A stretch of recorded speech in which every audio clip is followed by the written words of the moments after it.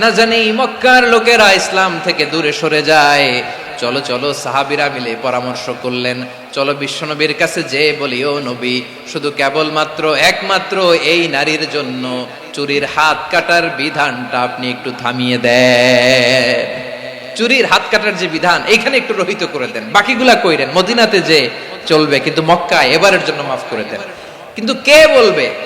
এই যে পরামর্শ, সাজেশন, এটা কে দিবে বিশ্বনবীর কাছে? সাহাবারা চিন্তায় পড়ে গেলেন।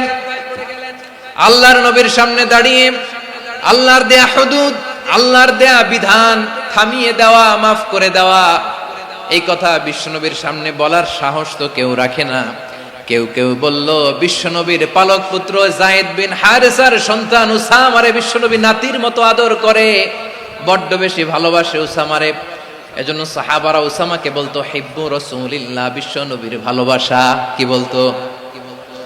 সাহাবীরা বললেন, বিশ্বনবীর ভালোবাসা হিব্বু রাসূলিল্লাহ, উসামারে পাঠাও।